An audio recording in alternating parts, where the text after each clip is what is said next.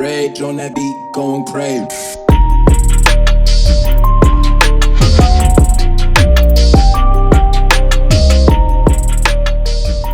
Salut à tous, nous revoilà, 9 mois après la dernière vidéo. C'est quoi 9 mois dans une vie finalement? Blague à part, je suis content de vous retrouver. On va faire des nouvelles choses, il n'y avait pas grand chose à faire sur la voiture, donc c'est pour ça que j'ai pas fait de vidéo. Aujourd'hui on va faire les freins arrière, les plaquettes qui sont un peu rincées et toujours dans l'idée de vous montrer tous les détails. Puis une petite vidange et l'entretien, un entretien rapide de la voiture. On se retrouve tout de suite.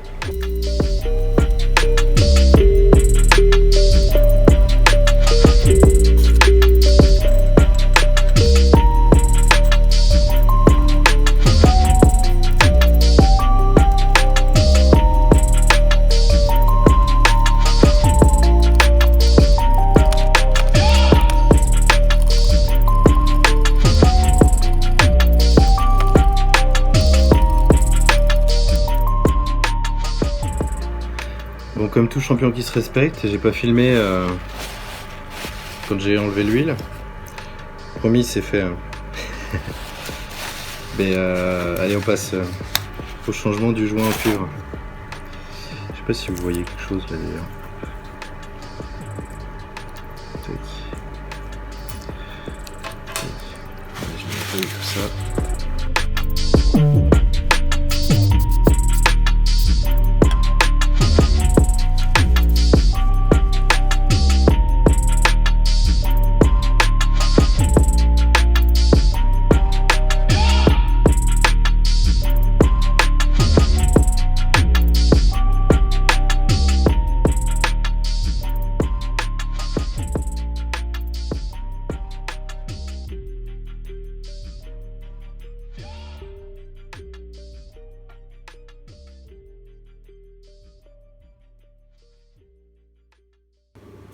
Je vais vous passer, j'arriverai pas à vous filmer le démontage du filtre à huile. Je vais au moins vous montrer où est-ce qu'il se situe. Voilà. Là vous devriez essayer de voir quelque chose. Normalement. Voilà, il est au bout là. Donc il y a une clé Torx de je sais pas combien, je vous dirai ça en commentaire. Ou je vous rajouterai ça dans la vidéo. Pour vider le filtre. Et ensuite vous pouvez démonter le filtre ici une fois qu'il est vide. Ici c'est pas de la fuite, hein, c'est un endroit où j'ai pas nettoyé avec le dernier changement de filtre. Mais vous comprenez bien que c'est compliqué à vous filmer ça proprement. Donc je le fais et puis on se retrouve après. Tac. La cloche, le nouveau filtre.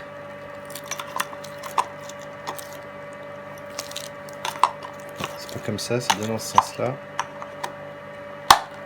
Le petit claquement. On va récupérer un peu d'huile pour me mettre sur ce bouchon là. Hop, juste un chouïa. Voilà.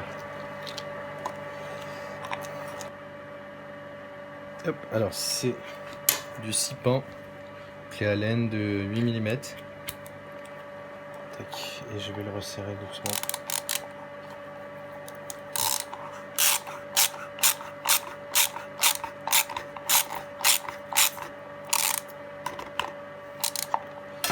Trop fort, ça suffit largement.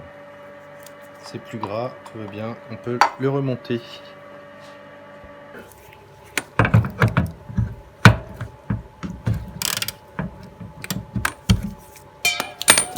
Je suis pas sûr de moi, donc on vérifie. Je suis pas sûr qu'il soit bien engagé comme il faut. Hop. Ça pourtant c'est facile à remettre. Je pense qu'il y a un truc qui allait pas. Là, il est bien mis. On va glisser presque entièrement monté. Je vais pouvoir glisser ma clé. Ah oui, voilà. Et là, on glisse jusqu'au blocage. Pareil, sans forcer.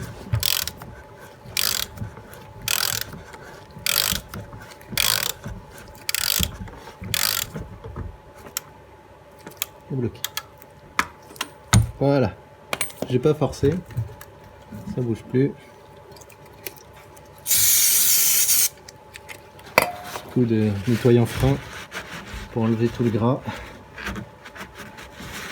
qui me permettra à la prochaine vidange de vérifier qu'il n'y a rien qui fuit. Si tout est gras, s'il y avait une fuite quelque part, on vérifiera.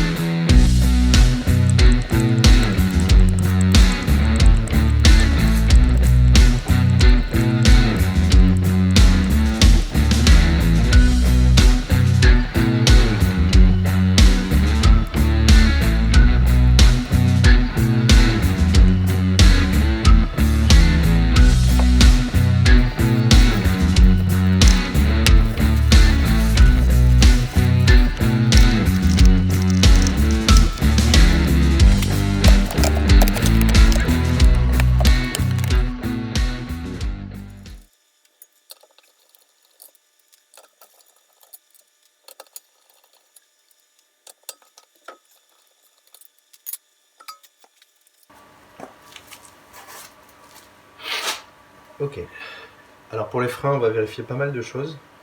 Tout d'abord, bon, en fait on va vérifier la bavure qu'il y a sur la hauteur du disque. Si elle n'est pas trop élevée, bon, la voiture elle a 45 000 km, donc le disque il n'est pas du tout mort, la bavure fait moins d'1,5 mm d'épaisseur, donc ça craint rien. Ensuite on doit, pour les étapes pour changer les plaquettes, je vous montrerai, elles sont quand même pas mal usées. On doit déclipser évidemment l'agrafe, c'est une agrafe anti-vibration ça. On va donc dégrafer cette agrafe. On va tout d'abord et avant ça enlever le témoin d'usure. J'en ai deux en remplacement, il y en a un sur chaque roue normalement. Donc enlever le témoin d'usure, retirer les petites colonnettes de manière à libérer une partie, la partie mouvante de l'étrier de frein. Repousser les pistons de manière à pouvoir les remettre des plaquettes neuves qui sont beaucoup plus épaisses et remonter tout ça en faisant bien propre et en remettant de la graisse à des endroits bien spécifiques que je vais vous montrer. Donc en fait il n'y a rien de très très compliqué, mais il faut surveiller parce que c'est un élément assez essentiel de la voiture, donc c'est le moment pour moi. Côté arrière, à l'avant il y a encore de la matière, à l'arrière il y en a beaucoup moins, on est en dessous les cotes constructeurs qui sont de 3 mm ou de 2 mm et je crois que c'est à peine ce qui reste, donc je préfère les changer vu que c'est une voiture familiale, je prends pas de risque. Voilà. Alors pour continuer l'entretien de la voiture, si on regarde la documentation technique du véhicule, je sais pas si vous verrez bien là, il faut commencer par enlever la roue, ok, on l'a fait, et en fait il faut enlever le témoin d'usure des plaquettes de frein. Donc en fait dans la documentation technique, si on va ici, hop, il donne les infos pour enlever le témoin des plaquettes de frein. Donc là on a l'arrière en gros du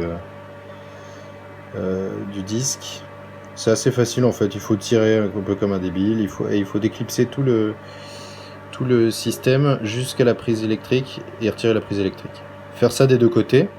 Et ensuite c'est tout bon, on peut attaquer le démontage qui est pas beaucoup plus compliqué si on y retourne. Je vous ai montré les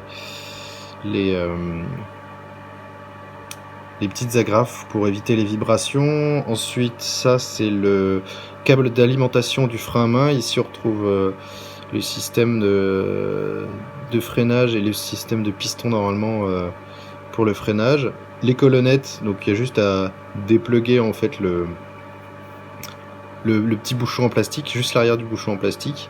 On accède aux vis, on dévisse, on accroche l'étrier à la suspension pour éviter que, avec du riselant, pour éviter que ça pende sur le flexible et que ça abîme le système de freinage, et ensuite on change les plaquettes. Voilà, donc c'est pas très compliqué. On va faire tout ça. On a ici des plaquettes de frein, donc on en a 4 à l'arrière. Voilà, basique, hein. C'est plutôt du haut de gamme, mais je visais du Bosch, il n'y en avait plus en stock, donc j'ai trouvé du Brembo, et c'est juste question de voiture familiale, envie d'être sûr de notre coup, enfin classique quoi. Ici on a deux détecteurs d'usure de frein. ça coûte 15 balles sur n'importe quel site d'automobile. Et ici on a les Rislans, un petit paquet de Rislans pareil pour pouvoir accrocher l'étrier.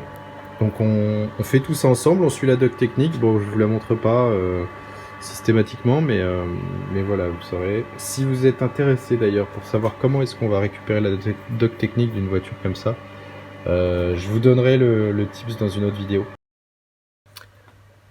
Alors, comme je l'avais vu dans une vidéo, de ce côté-là, il n'y a pas de témoin d'usure des plaquettes. On voit ici qu'il y a bien l'emplacement. On voit l'encoche contre le piston. Et normalement, le témoin d'usure, il part comme ça. Et donc là, il y a rien du tout. Il y a bien la tâche ici. Donc ça, c'est l'alimentation électrique de l'ABS. Si on descend le câble, il va juste derrière ici. Et là, on atterrit dans le système d'ABS à l'intérieur du moyeu, vous savez, avec les dents crantées. Et donc là, il n'y a pas de témoin de freinage, donc ça sert à rien que j'en mette un. Donc j'ai un témoin en rab. Et ensuite, on va enlever ce câble-là qui alimente le système de frein à main. Je sais pas si on voit très clairement, mais ici, vous avez le système de frein à main. Je sais pas comment ça fonctionne. On regardera ça en détail si on a la possibilité de le voir. Mais en tout cas, je sais qu'il y a le système de frein à main là-dedans. Et donc nous, on va enlever les capuchons déjà des colonnettes ici. Hop. C'est hyper facile à enlever, hein. Je découvre avec vous comme ça, toutes les conneries vous les verrez. Le même en dessous ici. Tout petit bout d'ongle et ça part tout seul. Tac.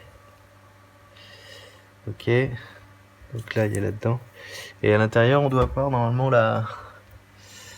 le type de système. Je vais regarder ça. Ok. Alors pour information, c'est du 6 pans de 7 mm. Comme ça, vous le saurez pour la prochaine fois. Bon, vous regarderez et puis quand vous le ferez, ça fera peut-être gagner un peu de temps. Là, je serre. Donc normalement, là, je desserre.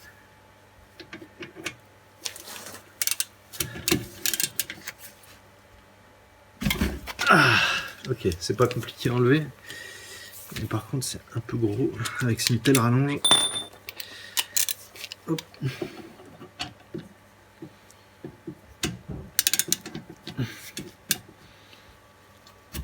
Ok, ça c'est desserré. Ensuite, ah oui, petit détail, chers amis, desserrer le frein à main.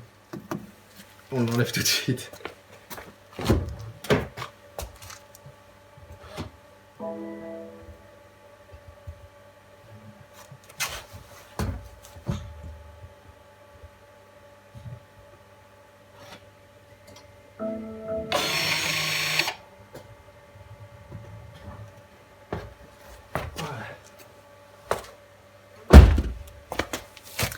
Normalement il est desserré, ensuite on le débranche. Petit tournevis, on lève la petite languette et ça s'en va tout seul. Ensuite, on libère l'attache. Ok. Là il est libre. Donc ça c'est ok. Ensuite là on a enlevé ça.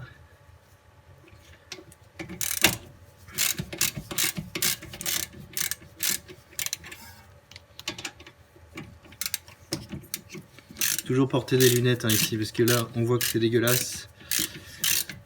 C'est pas un mythe. Et on va nettoyer les colonnettes aussi de notre côté.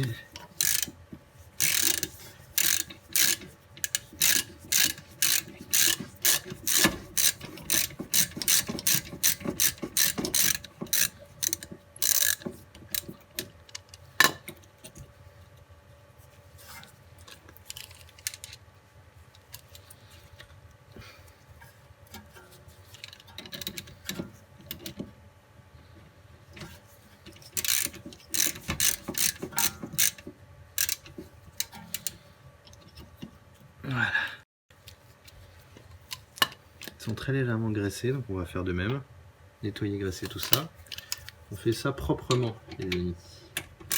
Ok, donc pour vous aider, et là je vais vous faire gagner vachement de temps, il faut appuyer ici avec le doigt dans cette direction-là. Comme ça, comme au bourrin. Et il me faut mes deux mains parce que je suis un homme très costaud. Allez, hop. Là, il faut appuyer fort, comme ça. Et tirer ensuite comme ça. Et ben voilà, elle est partie toute seule. Donc là, c'est un système, je crois, anti-vibration. Voilà, donc on finit de dévisser cette colonnette. Je vais essayer de voir, hop, si vous voyez clair comme ça. Non.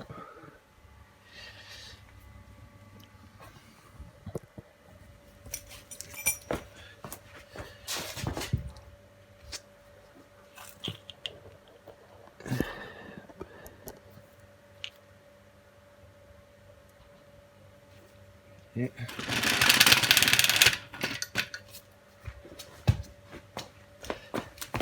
la deuxième colonnette. Et normalement on est bon. Il y a de la rouille un peu là-dessus.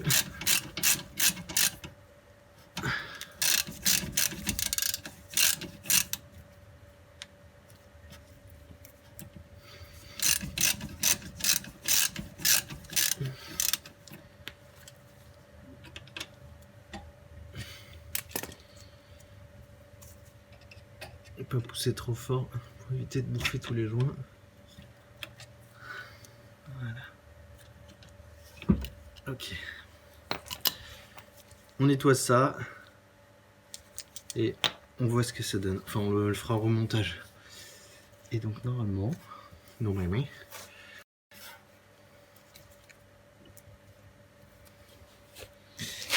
peut écarter un peu les plaquettes.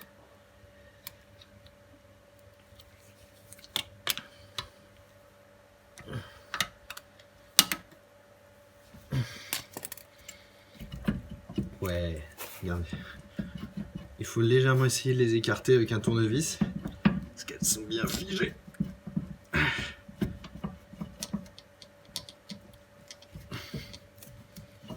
Voilà. Donc, ici, on en a une. Elles sont pas encore catastrophiques, mais vraiment, on est juste avant le témoin d'usure. Vu que c'est les premières plaquettes que je fais, je préfère enlever tout ça. Okay. Elles sont usées de manière homogène. Je sais pas si vous voyez là, relativement homogène. Donc tout est bon. On va continuer. Donc là on va devoir repousser le piston. Je sais pas si vous voyez bien. On va devoir repousser le piston et ça, vous avez une bonne vue ici.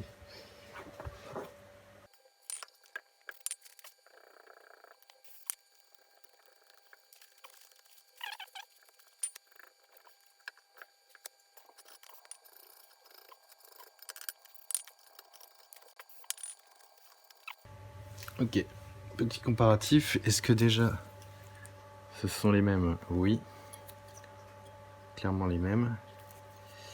Niveau de l'usure, il n'y a quand même pas photo. Bon, je pense que celle-ci aurait pu faire encore quelques kilomètres, une centaine de kilomètres, peut-être 1000, 2000 encore, mais bon, elles sont quand même pas mal usées, hein. Faut pas exagérer non plus.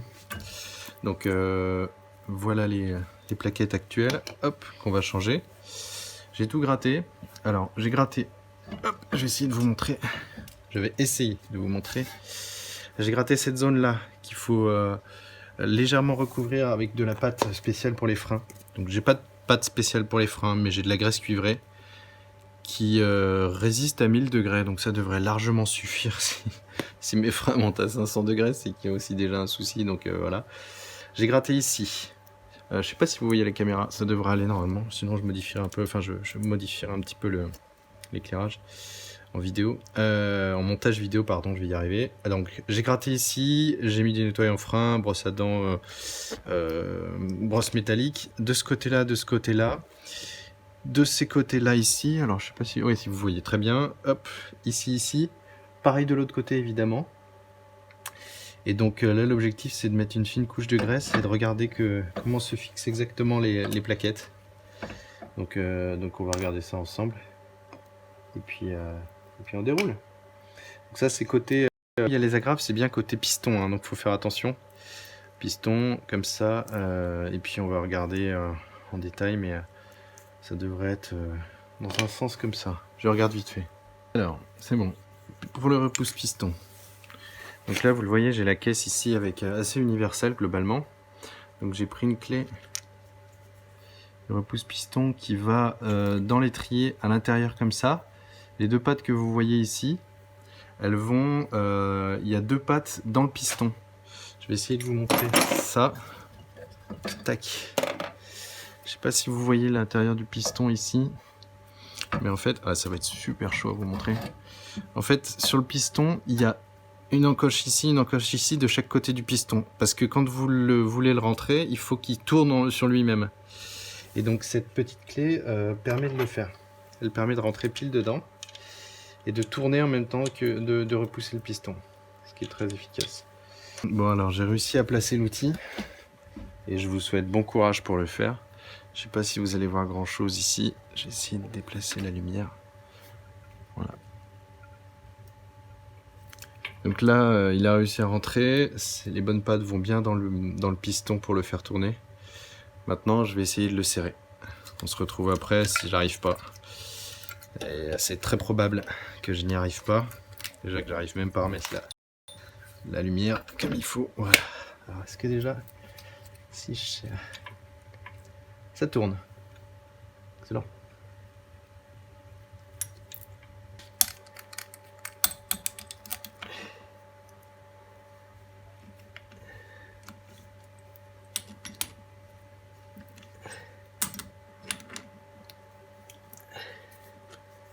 Ça a l'air de marcher. En tout cas, ça pousse le piston.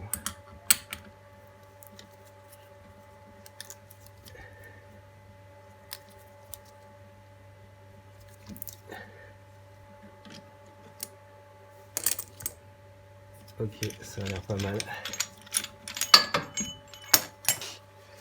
Donc un peu de graisse cuivrée aux endroits où il en faut, très légèrement par contre. Hop. Ils disent bien très légèrement. Voilà, ici. Ok.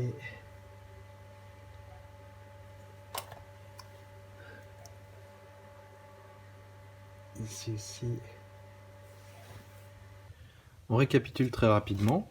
Donc là, on a juste les colonnettes armates ici. On a le câble d'alimentation du frein à main électrique ici à remettre. Une fois qu'on a remis les colonnettes, on a la bague à remettre ici, là et là, qui vient appuyer ici pour éviter toutes les vibrations. Tout va être bien calé, hein. Une fois qu'il y aura les colonnettes, elles ne sont pas du tout en face derrière, donc il n'y a pas de souci. Et là, on voit les plaquettes toutes neuves qui sont rentrées avec du tout coup grâce au repousse piston. Donc on finit de monter ça et on passe à l'autre côté. L'autre côté, je le ferai en time-lapse parce que sinon ça va être chiant pour vous et ça va être un petit peu long. Et après, on essaye le véhicule et ça devrait être bon.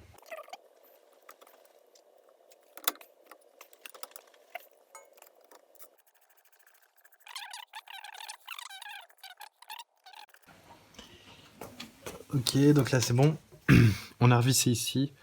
C'est 15 Nm, 15 Nm. Pas besoin de serrer fort, donc j'ai serré à la main, ça devrait aller. Là, on rebranche le frein à main. On vérifie bien que le clips il est redescendu et ensuite on remet dans le clips comme il faut.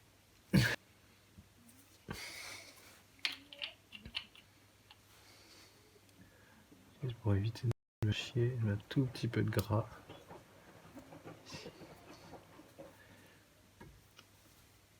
Voilà. Quoi, le gras c'est la vie. Normalement c'est bon.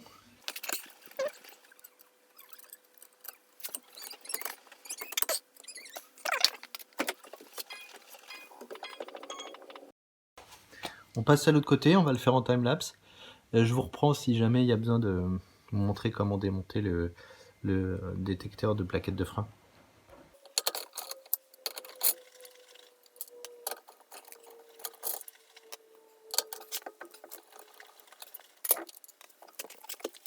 Donc là, il y a bien un voyant d'usure des plaquettes de frein. Donc, je sais pas si vous le voyez bien. Hop là. Il est bien juste en plein milieu. Je vais essayer de l'enlever. On va commencer par tout enlever les clips, puis le débrancher et ensuite essayer de tirer dessus pour l'enlever. Si on n'y arrive pas, on enlèvera l'étrier et on l'enlèvera de la plaquette. Il est possible qu'il soit fondu.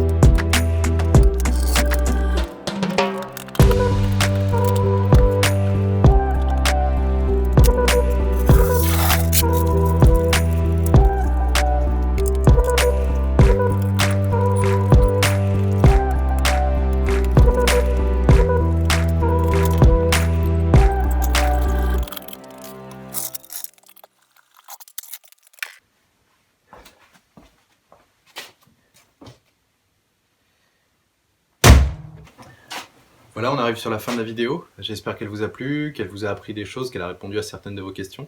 Si vous avez des questions supplémentaires, n'hésitez pas à les poser dans les commentaires. J'essaierai d'y répondre, vous donner des conseils si je peux en donner. Pareil pour la documentation technique que je vous ai montré sur l'ordinateur.